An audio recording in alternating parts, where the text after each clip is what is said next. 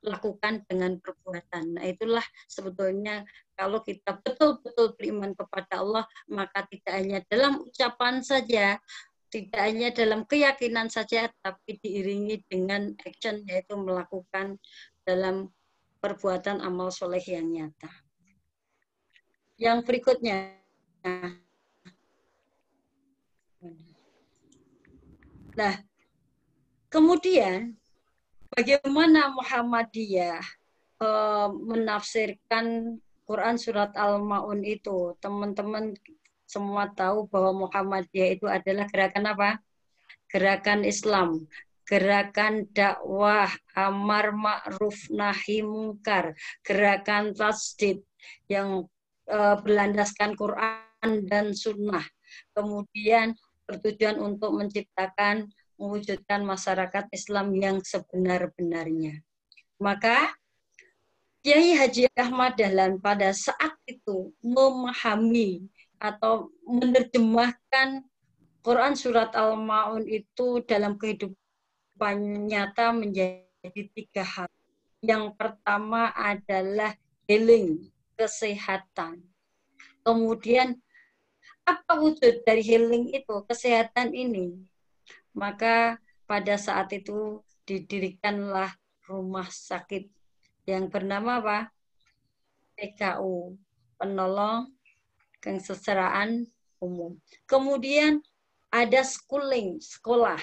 Kemudian yang ketiga adalah feeding, yaitu didirikanlah panti asuhan. Nah, tentu teman-teman ketika Kiai Haji Ahmad Dahlan menerjemahkan menerjemahkan dari surat Al-Maun itu tidak hanya tadi masalah-masalah anak yatim saja, tapi sudah merambah, sudah melebar, pemaknaannya itu tidak hanya masalah yatim, tapi sudah masuk pada orang-orang yang tertindas, orang-orang yang yatim dalam hal sosial, orang-orang yang membutuhkan, yang perlu ditolong dalam aspek kesehatan, kemudian dalam aspek pendidikan, kemudian termasuklah anak-anak yatim dalam bentuk sedekah, kemudian adalah namanya Lazismu atau lembaga filantropi lain di Indonesia. Nah, saya akan kembali terkait dengan tadi bahwa pemaknaan yatim yang awalnya gitu ya, awalnya kita memahami yatim itu tidak mempunyai ayah saja. Namun Muhammadiyah ini adalah gerakan tasydid, jadi selalu mengalami dinamisasi pembaharuan selama itu kaitannya dengan masalah muamalah duniawiyah, maka itu diterima. Tapi dalam masalah ibadah itu ada ta'abudi dan tidak ada namanya pembaharuan, karena dalam masalah ibadah itu adalah purifikasi, bukan tajdid, bukan dinamisasi.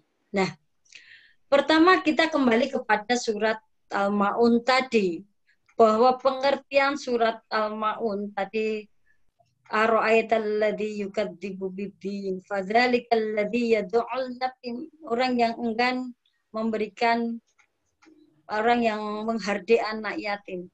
Maka Muhammadiyah memahami bahwa yatim itu ada 2 pengertiannya. Yang pertama adalah yatim biologis, artinya memang dia tidak mempunyai ayah.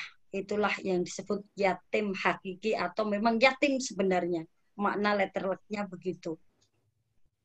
Kemudian yatim itu kan ketidakberdayaan ya. Kemudian yang kedua adalah yatim secara sosial. Mungkin sosial ini kan banyak sekali wujudnya, munculnya waria-waria, kemudian orang-orang yang secara sosial bodoh, ini kan juga termasuk yatim karena tidak mempunyai ilmu pengetahuan, itu pun juga dikatakan sebagai yatim secara sosial. Yang berikutnya terhadap pemaknaan terhadap fakir dan miskin. Jadi tadi bahwa orang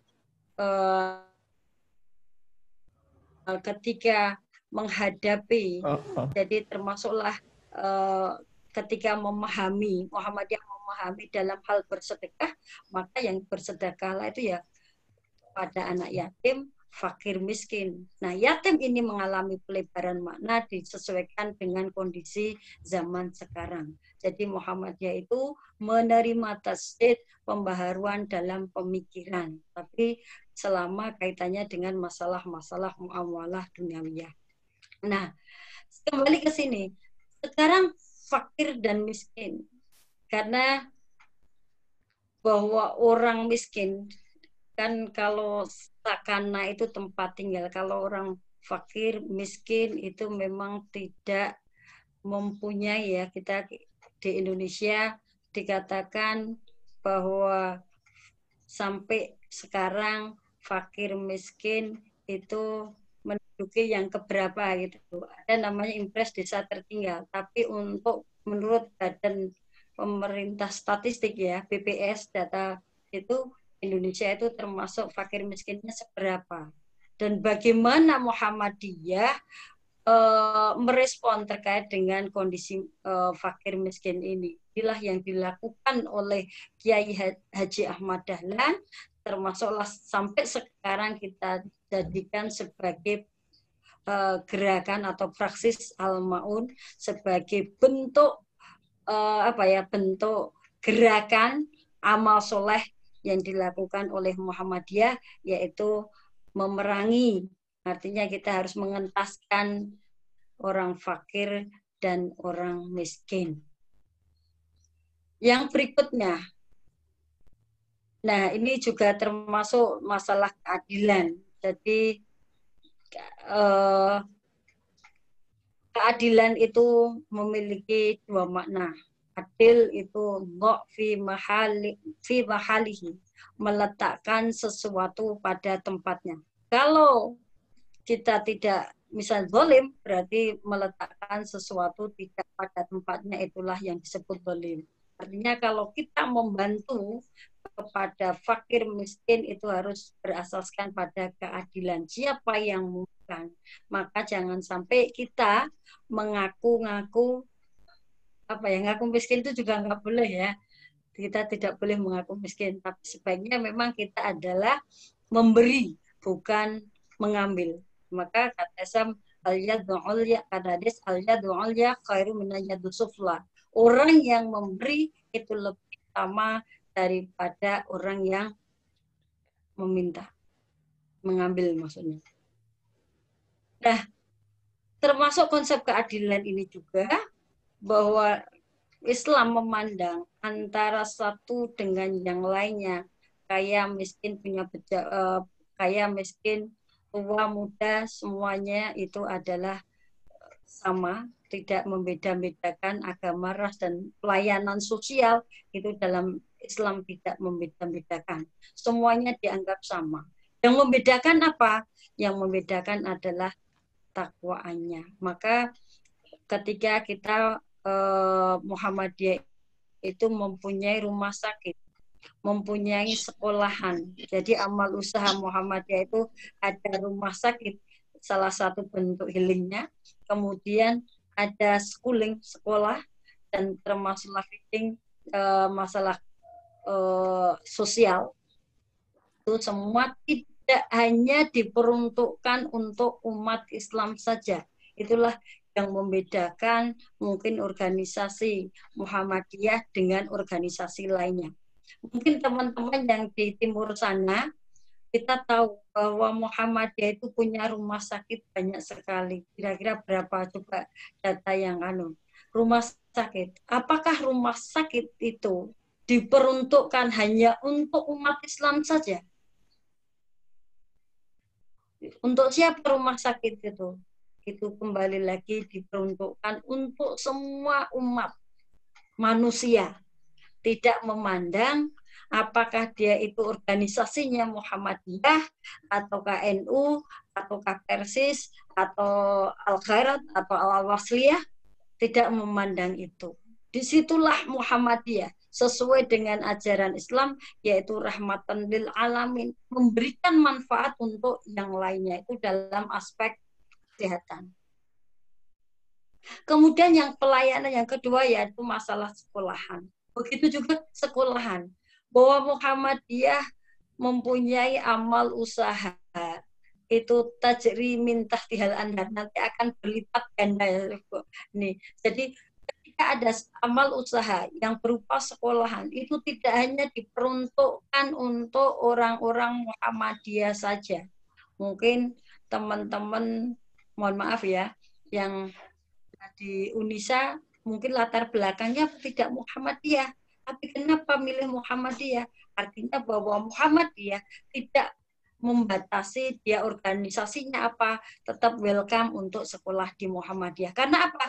Ingin membebaskan, memajukan dan mencerdaskan umat Islam. Tidak hanya umat Islam, tapi seluruh umat manusia. Nah, itulah sekolahan Muhammadiyah tidak hanya diperuntukkan oleh warga Muhammadiyah, tapi bagaimana sekolahan itu memberikan manfaat kepada orang lain. Itu tadi yang disebut dengan schooling.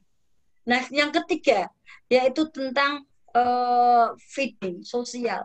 Mungkin yang kita ada panti jompo, kemudian ada yatim piatu, kemudian pelayanan sosial lainnya, ada sosial dan kesehatan.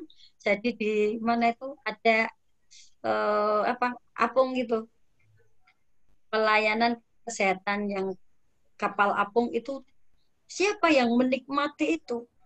Kembali lagi, yang menikmati kapal apung untuk kesehatan itu tidak hanya warga Muhammadiyah saja, namun seluruh umat manusia ikut menikmati tersebut. Nah, kemudian dalam surat Al-Ma'un itu juga terkandung al-ihsan. Jadi kita kembali lagi tadi ketika kita alladzina yura'un, yaitu orang-orang yang tidak riya. Artinya kebalikan dari riya itu kan sombong. Tidak sombong, artinya kita berbuat baik kepada sesama. Nah, tentu al-ihsan ini salah satu, jadi ada akidah, kemudian ada syariat, kemudian ada ibadah ya, kemudian ada akhlak. Tentu ketika kita ihsan, berbuat baik kepada sesama, itu kita melihat-lihat siapa yang membutuhkan, membantu kepada siapa yang membutuhkan. Apalagi sekarang Indonesia itu ditimpa musibah berupa pandemi COVID-19. Nah, pandemi COVID-19 ini bagi kita umat Islam sebagai ladang amal untuk berbuat baik, beramal soleh sebagai wujud dari implementasi spirit Al-Ma'un tadi. Bahwa yang kita tolong itu tidak hanya yatim yang sebenarnya yatim secara biologis, tapi juga yatim secara sosial. Kita yang mempunyai mungkin lebihnya bisa dari aspek harta, bisa dari aspek ilmu, mungkin skill yang kita miliki, itu kita bisa sedekahkan kepada orang yang membutuhkan. Kenapa itu kita lakukan?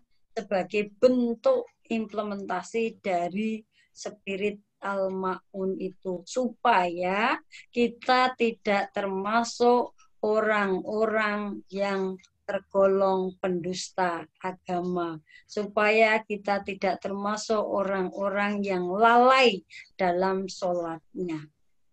Nah, mungkin teman-teman punya keahlian yang kesehatan ya. Ini punya keahlian mungkin kayak kemarin gelombang yang pertama itu dia melaksanakan tugas sebagai perawat, itu adalah juga ibadah gitu ya. Dia menjadi garda terdepan. Nah, itu juga masalah membantu kepada orang yang membutuhkan. Ini termasuk implementasi dari Al-Ma'un. Nah, yang berikutnya bahwa kita sholat bahwa apa yang kita lakukan, bagaimana sholat itu mempunyai dampak terhadap orang lain. Artinya kita betul-betul menegakkan ini masalah ibadah, tapi ibadah kita itu mempunyai dampak orang lain. Makanya di bab sholat itu inna sholata tanha anil fahsyai wal mungkar. Sesungguhnya sholat itu mencegah perbuatan keji dan mungkar. Maka salah satu indikator bahwa sholatnya supaya kita tidak termasuk golongan orang-orang yang pendusta agama, kita juga tidak hanya masalah ibadah hablum minallah saja, tapi kita juga harus memperhatikan kepada kehidupan sosial kita di lingkungan kita dan mungkin bisa merambah lebih jauh lagi. Nah, sekarang masuk kepada ini, bagaimana implementasi Al-Maun di era pandemi ini. Saya katakan tadi bahwa Muhammadiyah funding mengumpulkan dana dari siapa untuk siapa?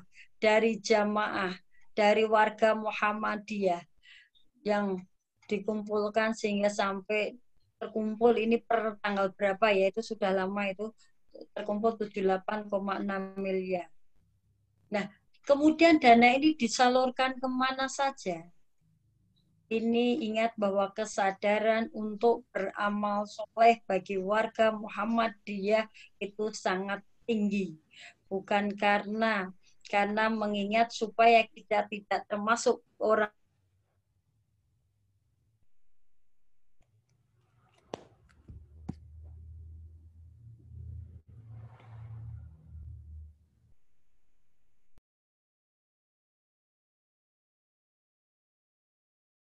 pendusta agama, maka warga Muhammadiyah mungkin harapan untuk kita yang untuk kehidupan akhirat lebih baik. Karena kalau kehidupan dunia ini sebenarnya adalah kehidupan yang sementara saja. Nah, dari 78,6 ini, kemudian untuk siapa dana ini? Saya katakan tadi bahwa yatim bukan yatim secara ini saja, yatim secara biologis, tapi yatim secara sosial juga. Nah, yatim secara sosial ini juga berdampak bahwa pandemi COVID-19 ini berdampak mulai dari aspek ekonomi, pendidikan, kemudian sosial sangat berdampak ke sana. Maka Muhammadiyah, dana yang terkumpul tadi disalurkan untuk membantu pendidikan mulai dari tingkat tinggi yaitu tingkat mahasiswa sampai tingkat PAUD. Nah, ini implementasi Al-Maun ini betul nyata. Nah, untuk pendidikan untuk mahasiswa ini kembali lagi bahwa nanti suatu saat kalau kita meninggal, tidak ada yang dapat menolong kita kecuali amal soleh kita. Bukan sholat saja, tapi amal perbuatan yang mengiringi perbuatan kita itulah yang akan membantu kita untuk kehidupan yang kekal di dalamnya. Jadi dana tadi dikumpulkan untuk biaya membantu mahasiswa-mahasiswa yang memang terdampak dari COVID-19 ini. Karena kenapa pendidikan bisa mengalami kendala dalam hal biaya, karena ini semua dari dampak COVID-19. Perlu teman-teman ketahui bahwa yang paling terpukul dampak dari COVID-19 ini adalah aspek ekonomi. Orang tidak akan tegak tanpa adanya ekonomi. Maka Muhammadiyah mempunyai lembaga filantropi yaitu Lazismu dari tingkat ranting yang dikelola oleh ranting sampai pusat. Semua itu dikelola dan akan dibagi-bagikan bagi orang yang membutuhkan. Nah, ini karena gini, banyak yang karena dampak COVID-19 ini banyak para pekerja yang di PHK, malah ada yang tidak diberi pesangon. Nah, kemudian solusinya apa? Kita Muhammadiyah, program-program Muhammadiyah tidak hanya memberikan ini loh, saya kasih kamu untuk konsumsi saja tidak, tapi bagaimana Muhammadiyah ini memberikan bantuan itu yang sustainability, berkelanjutan. Orang kalau hanya sehari 2 hari makan selesai, tapi besok makan apa, itu kan yang harus dipertahankan oleh orang Islam. Saya pikir untuk semua yang terkena dampak COVID-19, termasuklah dalam pendidikan. Kalau pencari nafkahnya sudah dibantu dalam aspek ekonomi, mungkin dalam pemberian modal segala macam, maka itu akan bisa mengalirkan kepada mahasiswa untuk saling membantu kepada mahasiswa dan orang-orang yang membutuhkan. Nah, itu dalam aspek pendidikan. Nah, kemudian yang selain fundingnya tadi dikucurkan untuk pendidikan, juga kepada rumah sakit Muhammadiyah dan Aisyah itu 8 ini, maka dana itu diberikan untuk membalat pelindung diri atau APD. Kenapa itu juga diprioritaskan? Karena dialah garda terdepan yang akan membantu kelangsungan hidup manusia lainnya, maka ini menjadi prioritas. Jadi kalau maqasid syariah ada 5 hal yang perlu dipelihara. Yang pertama adalah hifdzuddin, yang kedua adalah hifdzul nasl, jadi hifdzul nafas, melindungi jiwa, kemudian melindungi hifdzul akal, melindungi akal. Makanya termasuk ketika pendidikan itu adalah hifdzul akal, kemudian hifdzul nasl, keturunan, dan yang terakhir adalah hifdzul mal. Ini semuanya dalam rangka untuk bagaimana terdampak COVID-19 ini semuanya bisa tegak, bisa berdiri untuk melanjutkan kehidupan berikutnya. Nah, teman-teman semua, inilah yang dapat saya sampaikan beberapa hal terkait dengan implementasi Al-Ma'un di era pandemi COVID-19. Nah, mungkin teman-teman di daerah, mungkin apa sih yang akan kalian lakukan setelah kalian mendengarkan, ya mungkin meskipun sudah, tapi kalau dihadapkan dengan kondisi sekarang ini, apa yang kalau saya punya harta gitu, kalau saya punya ilmu, kalian akan melakukan apa? Mungkin untuk lebih lebih mendalam lagi, mungkin dalam bentuk tanya jawab. Itu yang dapat saya sampaikan, Bu Lina.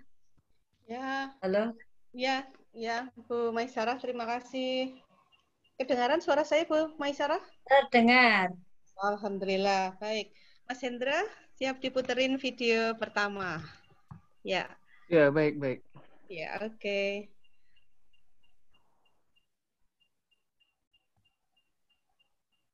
Ya, alhamdulillah Bu Maisarah, terima kasih sekali atas pengertiannya tadi. Terpaksa dibuka langsung oleh Bu Maisarah. Dan sekarang kita saksikan video Unisa ya. Ini adalah pelaksanaan tanwir. Suaranya belum keluar ya Mas Hendra?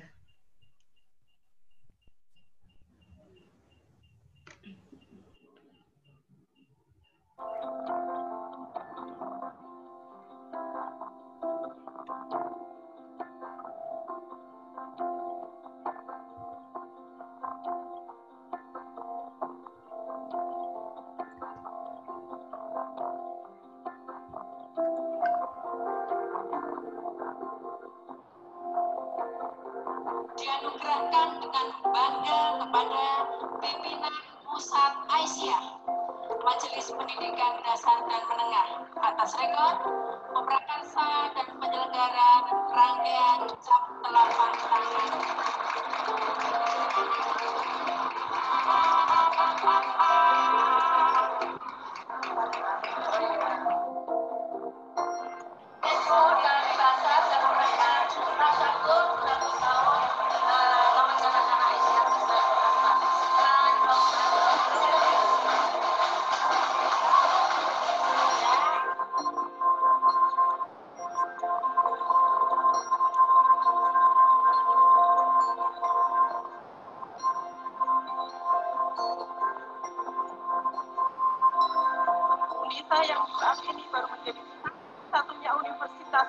dikelola oleh organisasi perempuan Muslim terbesar di Indonesia, yaitu Aisyah.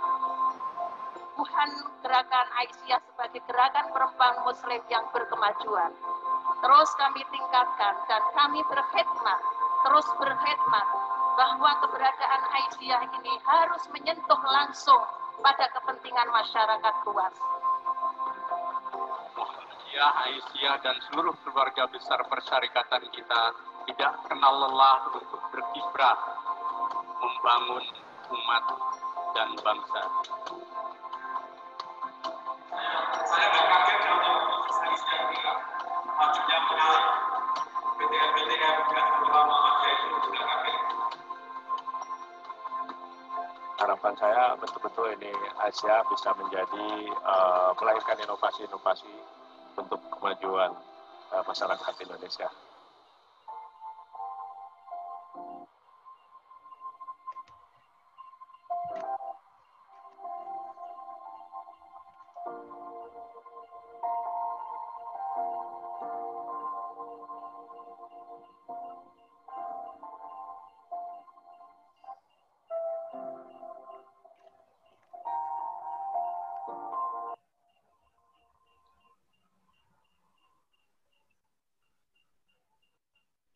Oke, baik. Terima kasih, Mas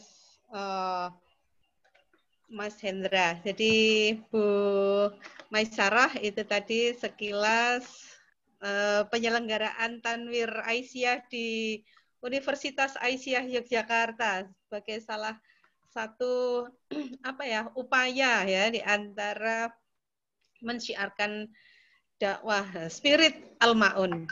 Nah, monggo Bu Maisarah, apabila ada pertanyaan dari peserta, ya monggo dipersilahkan. Pada para peserta semua, apabila Anda ada pertanyaan, silahkan sampaikan kepada Bu Dr. Maisarah. Boleh lewat chat atau? Boleh. Silakan. Yang mau lewat chat juga boleh.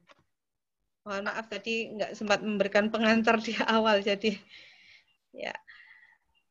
Silahkan kepada para peserta, boleh dengan tulis chat di chat Zoom atau Anda raise hand untuk menanyakan secara langsung kepada Bu Dr. Maisarah. Dipersilahkan. Ada nggak ya? Sambil menunggu mungkin Bu Maisarah bisa memberikan sedikit ulasan terhadap video itu tadi. Apa yang bisa dicontohkan dari video itu misalnya? Oke. Enggak. Ya, mungkin saya pengen tanggapan teman-teman dari apa relevansinya ya. Atau mungkin video tadi kontekstualnya dengan Al-Maun itu kira-kira dalam aspek apa?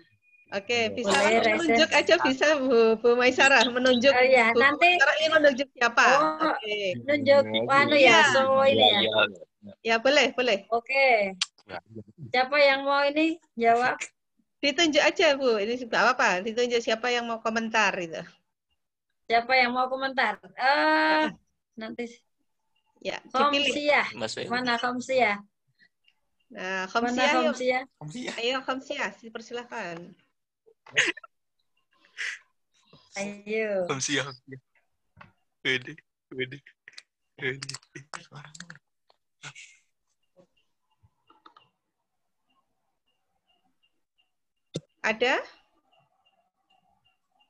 Ada Khamsiyah?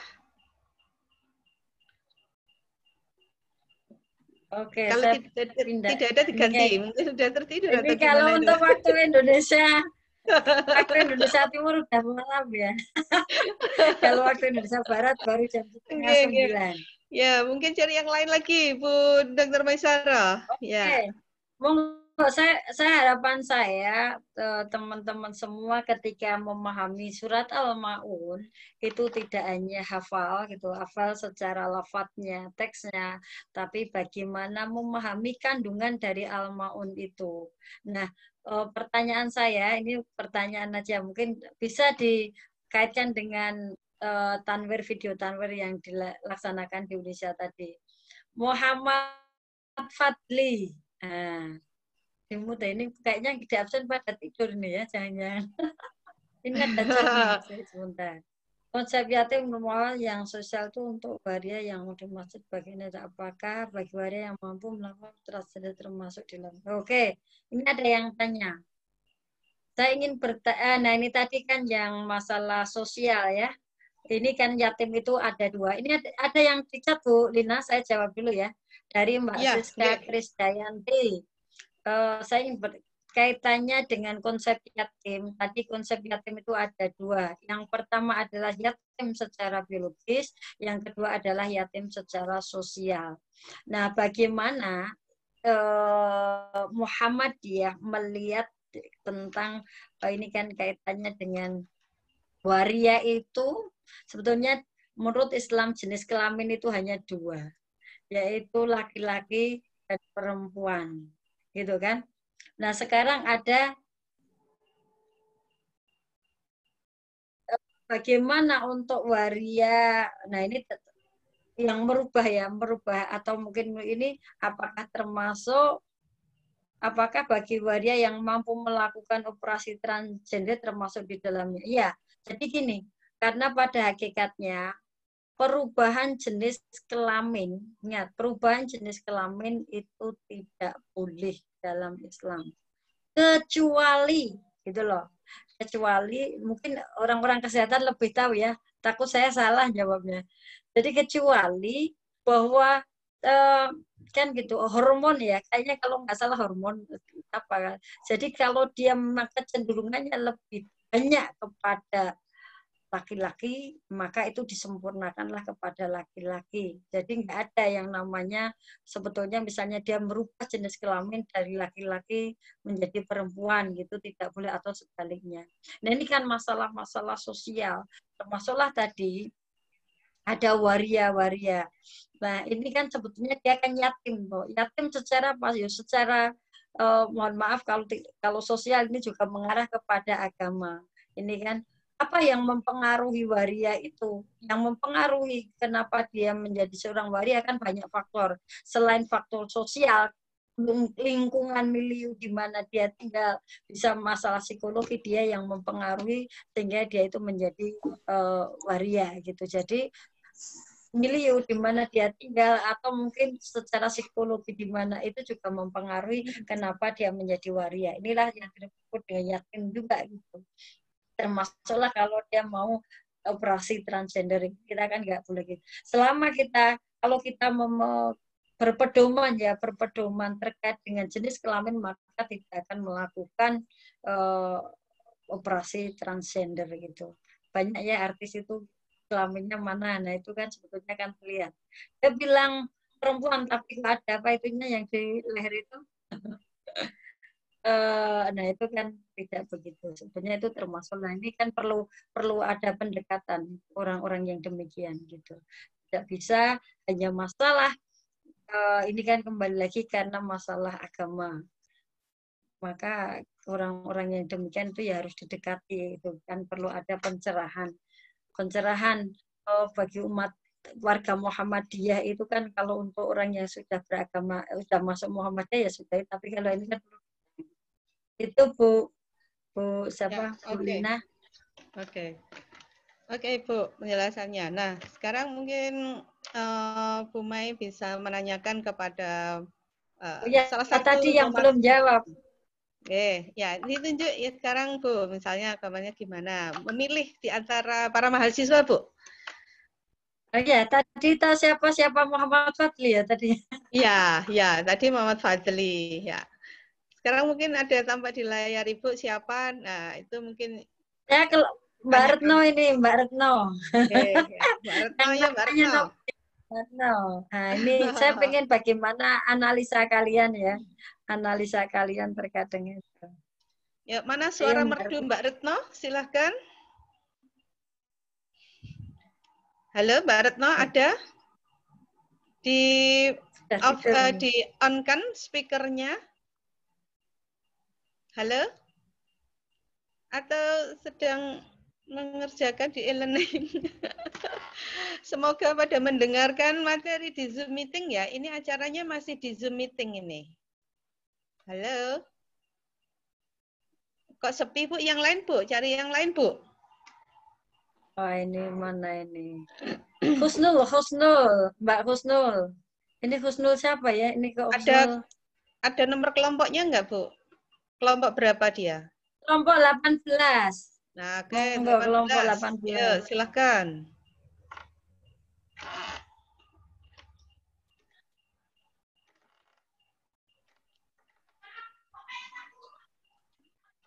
Ayo, mana Mbak Husnul? Ini ada yang nanya lagi, Bu. Oke. Kita dulu, Bu, bagaimana? Oke. Kok udah pada sepi, tak ada suara ya? Itu. Ya, ini ada yang nanya lagi. Oke, baik. Ini ada Mbak Yolanda. Oke. Jadi ini terkait dengan yatim secara biologi. Yang ditinggal meninggal ayahnya. Lantas untuk yang ditinggal ayahnya nah ini. Jadi gini, yang disebut anak yatim ada mati hakiki gitu ya, meninggal secara sebenarnya. Inilah yang disebut anak yatim. Nah, ada yang ditinggal oleh ayahnya, tapi ditinggalnya ketika dia masih hidup ya. Maksudnya yatim, kalau secara yatim secara biologis, saya katakan begini, yatim secara biologis itu betul-betul ayahnya itu meninggal. Nah, itu disebut dengan yatim. Nah, sekarang gini, kalau dia punya ayah, tapi ditinggalkan, nah ini, tapi ditinggalkan ayahnya sejak kecil, artinya kan dia secara biologis masih hidup ayahnya. Kita kan tidak boleh mematikan orang yang masih hidup gitu. Nah, ketika dia tidak punya ayah, apakah dia punya ayah tapi keberadaannya tidak tahu, artinya dianggap bahwa dia itu masih hidup. Apakah masuk pada kategori yatim ini? Kalau menurut saya enggak gitu loh. Karena yatim secara biologis gitu ya. Saya katakan yatim secara biologis yang betul-betul ayahnya itu meninggal dunia, tidak ada di dunia lagi, itu yang disebut dengan yatim biologis. Tapi kalau misalnya ayahnya itu pergi meninggalkan anaknya sejak kecil, maka tidak termasuk kategori yang yatim secara biologis, kan maksudnya masih ada. Jadi dalam usul fikih itu ada namanya istishab. Jadi kita pegangi, kita berpedoman bahwa ayahnya ketika meninggalkan dia itu sampai, misalnya meninggalkan dari kecil sampai sekarang, maka kita harus pedoman bahwa ayahnya ketika meninggalkan hingga sekarang kita meyakini bahwa ayahnya itu masih hidup. Sampai ada berita yang menyatakan bahwa ayahnya itu meninggal. Ketika betul-betul ada berita ayahnya itu meninggal, maka inilah yang disebut dengan yatim secara biologis gitu. Itu ya. Jadi kalau dia hanya meninggalkan tanpa kabar itu tetap masih ada orang tuanya. Kita tidak boleh mematikan gitu ya. Gitu. Monggo Bu Lina. Monggo yang lain lagi kalau mau. Ya, terima kasih. Terima kasih penjelasannya Bu. Ini ya memang bagaimana ya keyakinan kita, sholat kita itu berdampak terhadap sekitar, itu yang akan dijelaskan dengan Al-Ma'un ya. Ini Wardino itu Bu. Gimana? Wardino Bu. Wardino, monggo Weli Wardino. Oke, Weli Wardino. Oke, baik. Silahkan kepada Mas Weli. Ya, Mas Weli. Nah, wah. Bismillahirrahmanirrahim. Ya. Assalamualaikum warahmatullahi wabarakatuh. Waalaikumsalam warahmatullahi wabarakatuh. Udah kayak penyiar aja kamu ya. Terima kasih Bu atas. Oke. Ya. Kayak penyiar aja kayak gitu. Terima kasih atas waktunya. Oke. Insya Allah Bu. Iya, oke, yuk. Jadi di sini saya tertarik sama spirit Al-Ma'un ya Bu. Apalagi pada ayat fawailul musallin alladzina hum an sholatihim sahun. Jadi orang yang sholat itu aja bisa celaka. Orang yang sholat celaka yaitu orang yang lalai.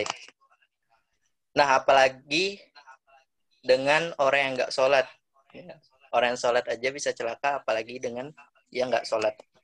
Yang saya mau tanyakan, di sini, apa tadi ya, Pak? Oh ya, jadi indikator lalai itu seperti apa sih, Bu? Jadi semisal nih kita tepat waktu sholat, tapi dengan kekurangan dalam memahami apa yang kita baca sehingga kita tidak terlalu khusyuk, apakah itu dibilang lalai juga? Terus apakah kita kalau lagi sholat, pikiran kita kemana-mana, apakah itu dibilang lalai juga?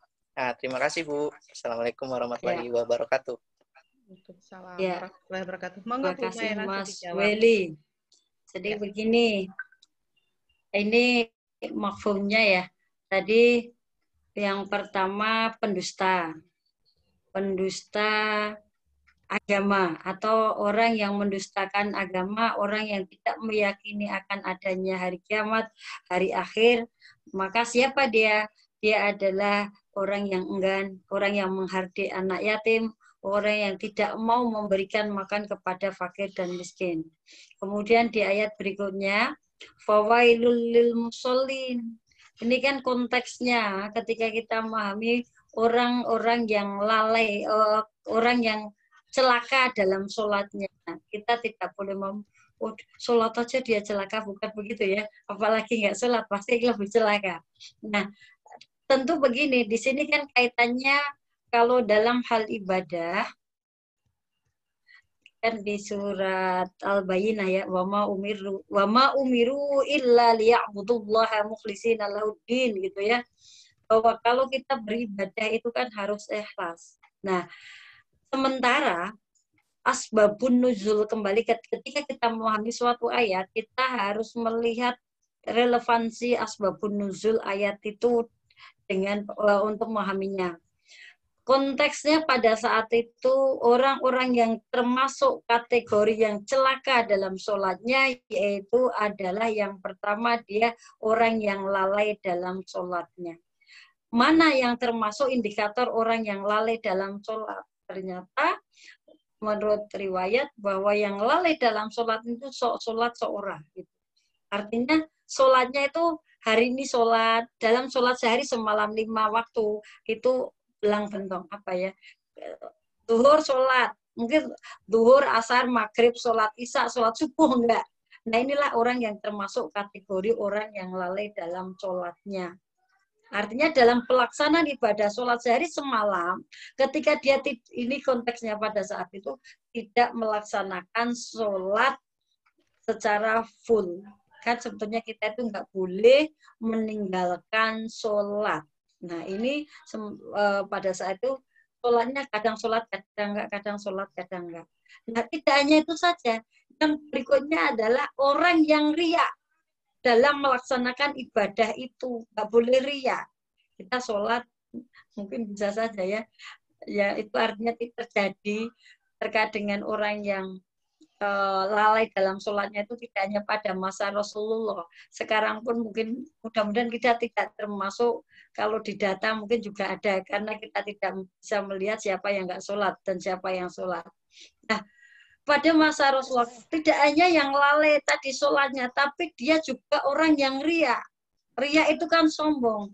Orang yang melakukan ibadah bukan karena Allah, dia mengharapkan sanjungan dari manusia.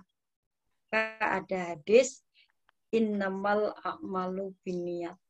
Jangan sampai nanti teman-teman sholat malam karena bakti ya, tapi bagaimana kita itu betul-betul ya, ini adalah sebagai pelajaran, sebagai proses pembelajaran.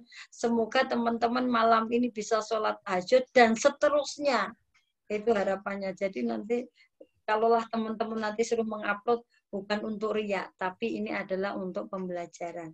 Nah, jadi yang pertama tadi karena termasuk orang yang celaka dalam sholatnya, yaitu orang yang sholatnya tadi apa, kadang sholat kadang enggak, kemudian dia riya. Dan ini loh yang menentukan, dia juga enggan memberikan sesuatu yang bermanfaat kepada orang lain. Artinya apa? Bahwa ketika kita memahami fawailul lil musallin, orang yang celaka dalam sholatnya, ini kan dia aspek ibadahnya sudah nggak benar, berdampaklah pada aspek kehidupan sosialnya. Dia pun juga tidak mau memberikan sesuatu yang bermanfaat kepada orang lain. Gitu loh.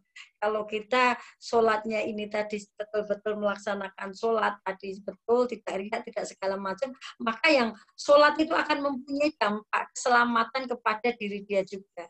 Itulah yang semoga kita tidak termasuk kategori orang yang lalai dalam sholatnya. Nah, termasuk gini, apakah lalai termasuk menunda-nunda waktu sholat loh ya?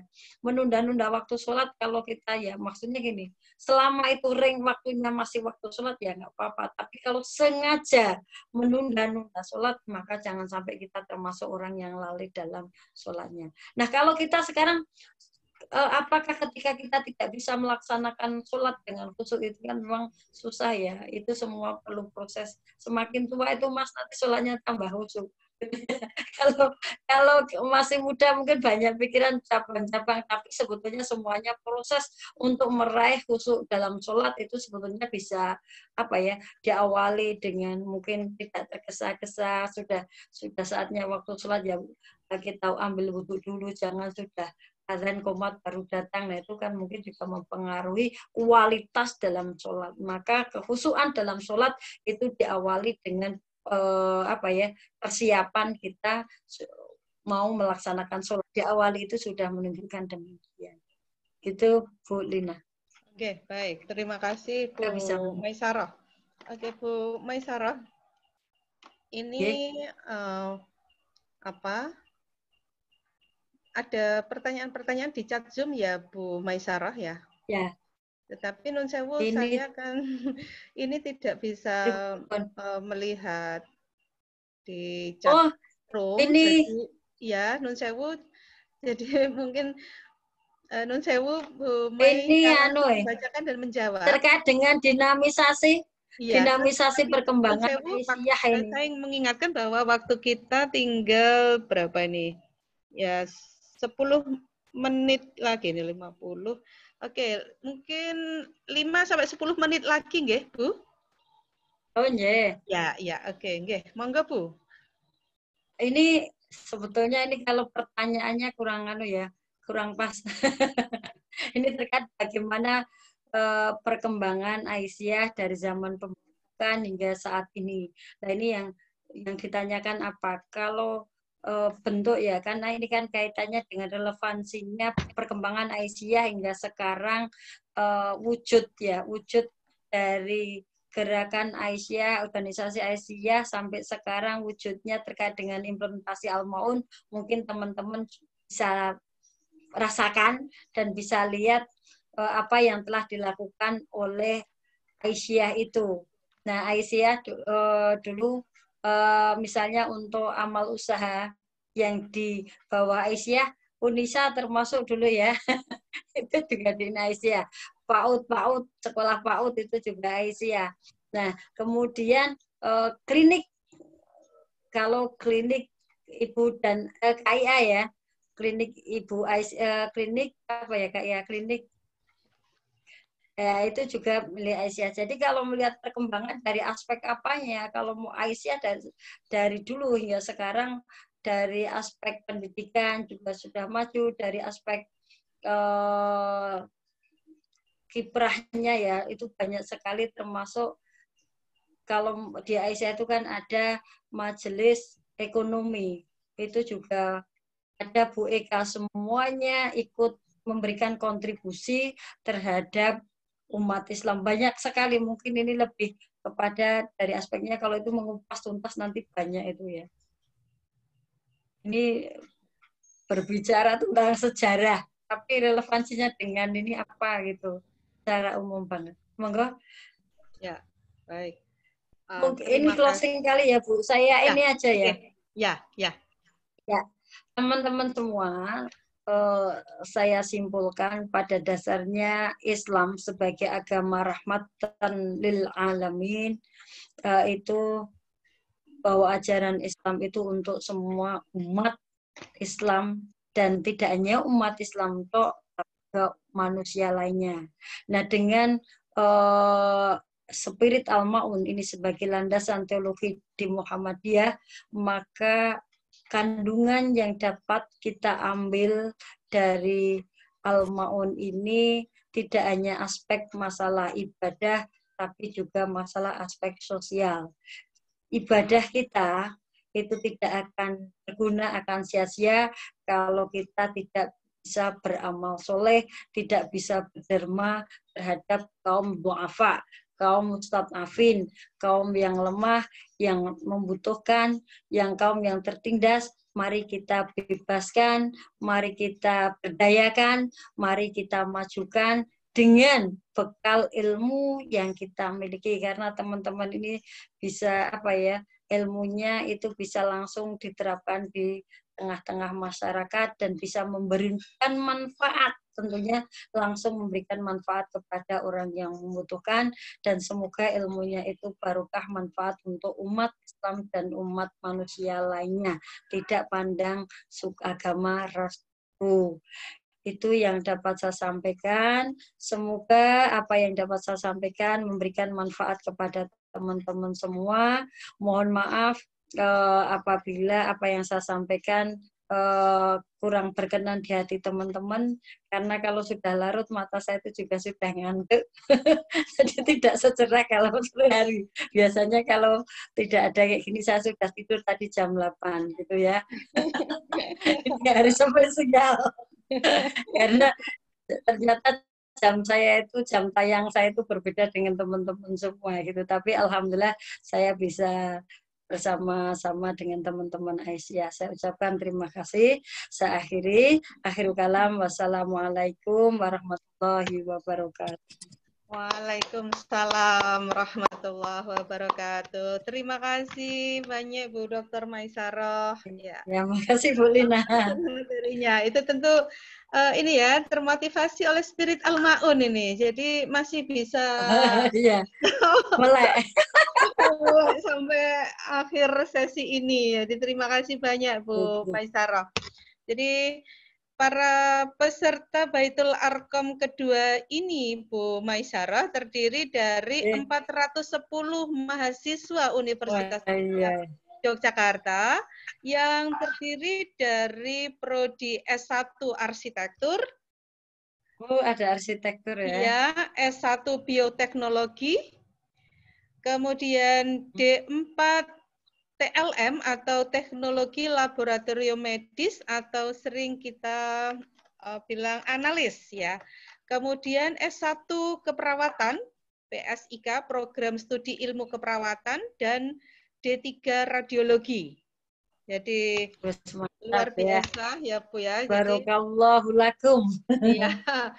Jadi para peserta ini datang dari berbagai provinsi ini untuk gelombang 2 ini, dari Timor Leste 1, Bali 1, Bangka Belitung 9, dari Banten 3, dari Bengkulu 4, dari DIY 113, dari DKI 1, Gorontalo 5, Jambi 4, Jawa Barat 17, Jawa Tengah 72, Jawa Timur 15, Kalimantan Barat 11, Kalimantan Selatan 7, Kalimantan Timur 10, Kalimantan Utara 1, Kepulauan Riau 5, Lampung 29, Maluku 7, Maluku Utara 10, NTB 35, NTT 2, Maluku Utara banyak ya. Papua 6, Riau 10, Sulawesi Selatan 4, Sulawesi Tengah 18, Sulawesi Utara 5, Sumatera Selatan 7. Nah, jadi wah, dari Sabang sampai Merauke ini ya. Luar biasa Ibu. Jadi kalau Mantap. kita melihat sebaran barokah untuk Unisa ini di gelombang 2 ini, jadi kita menjadi apa ya Bu ya, penuh berpengharapan gitu ya, bahwa spirit Al-Ma'un ini akan dibawa ke memberikan warna masing-masing ya, kayak gitu ya, untuk diamalkan. Allahumma amin ya Rabbal Alamin. Alhamdulillah, senang sekali. Jadi para peserta semua, tadi ini Bu Dr. Maisarah adalah doktor di bidang ekonomi. Beliau sehari-hari mengajar di Universitas Muhammadiyah Yogyakarta dan beliau saat ini di Majelis Pembina Kader Pimpinan Pusat Aisyah. Dan para peserta yang berbahagia, terima kasih atas kebersamaannya.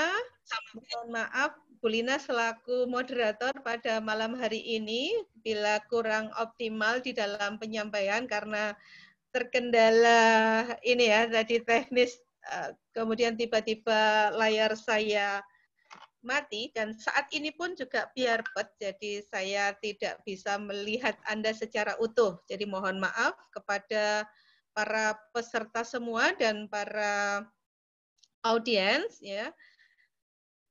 Dan juga terutama kepada Ibu Dr. Maisaroh dan kepada Majelis Pembina Kader Pimpinan Pusat Aisyah.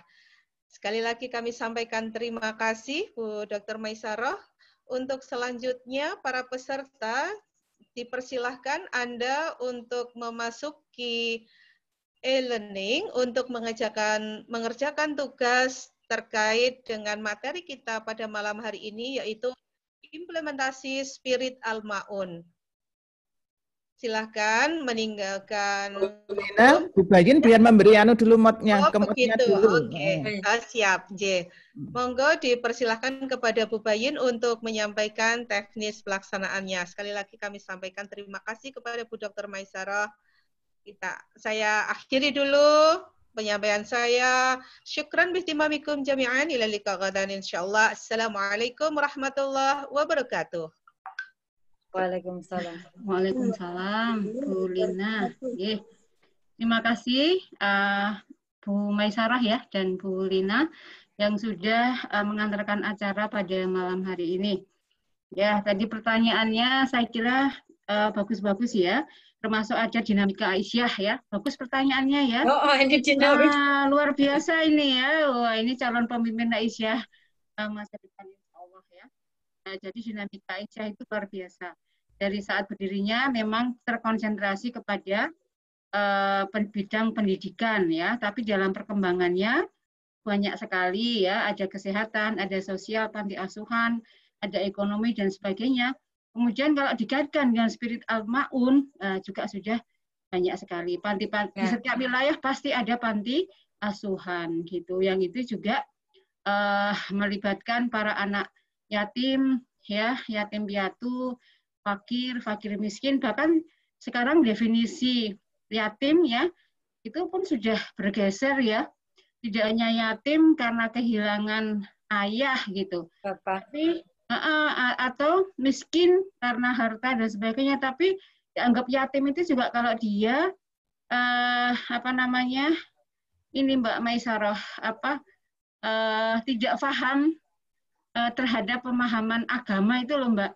Ada yang mengartikan seperti itu. Jadi itu juga menjadi ranah garapnya Aisyah gitu. Jadi memang luar biasa lah kalau mau bercerita panjang ya Bu Mei ya. Ada forum sendiri kalau mau bicara dinamika Aisyah. Nah, terima kasih sekali pencerahannya.